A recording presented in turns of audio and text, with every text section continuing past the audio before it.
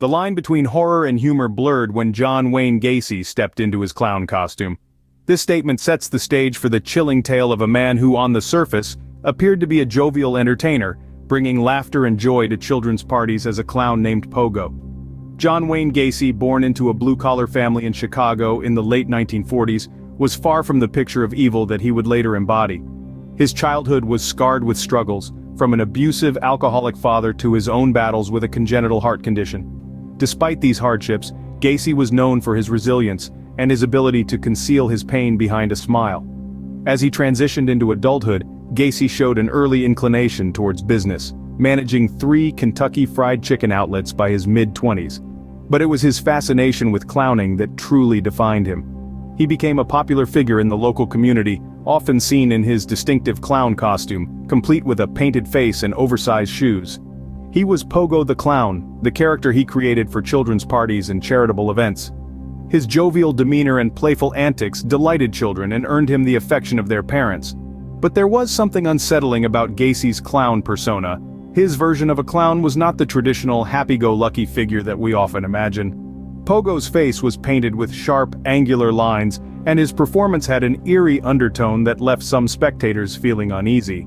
These peculiarities were dismissed as Gacy's unique interpretation of clowning, but they were perhaps the first signs of the darkness that lay beneath his colorful exterior. As Gacy's life progressed, the line between his public image as Pogo the Clown and his private life began to blur. The man who was once seen as a pillar of the community, a successful businessman and a fun-loving clown, was gradually revealing a more sinister side.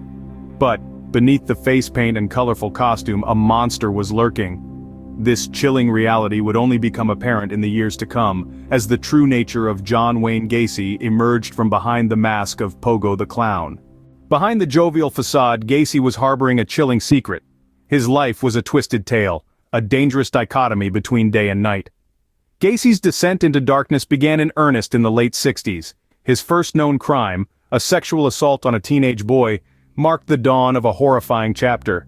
This was no isolated incident, but a grim foreshadowing of the atrocities to come. His modus operandi was as cunning as it was cruel. Gacy would lure young boys and men into his trap, with the promise of work, or the pretense of a harmless social gathering.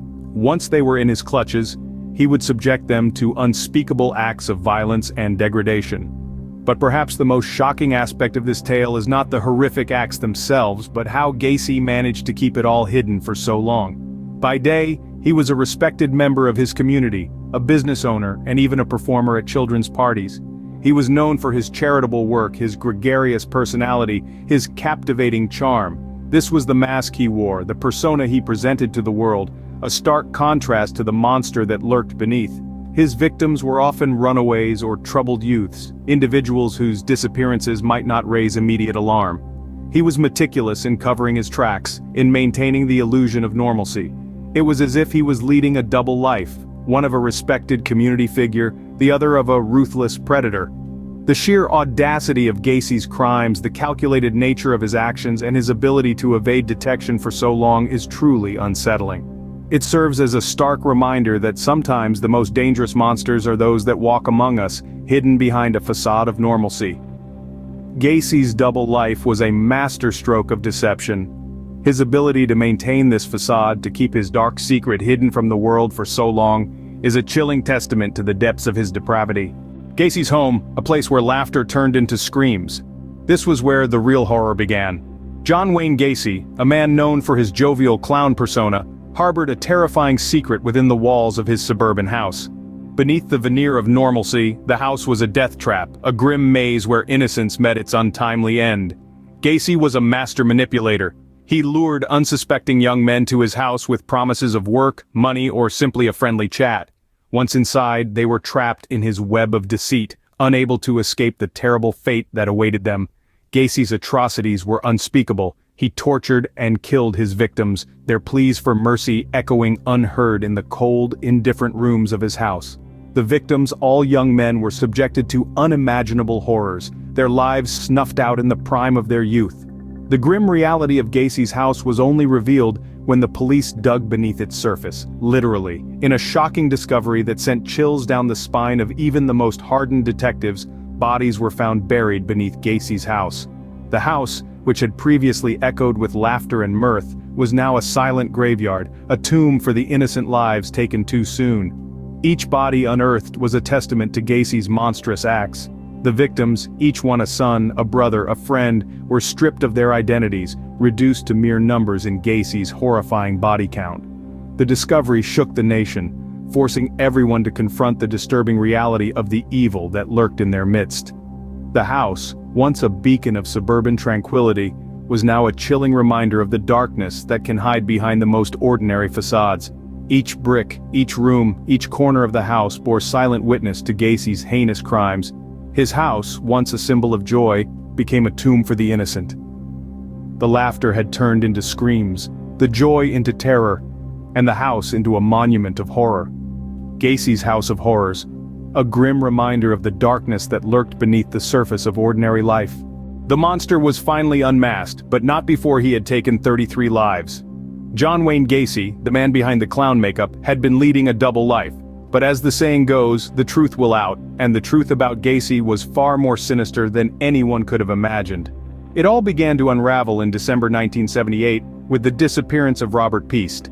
The 15-year-old boy was last seen at the pharmacy where he worked, and Gacy was the last person known to have spoken to him.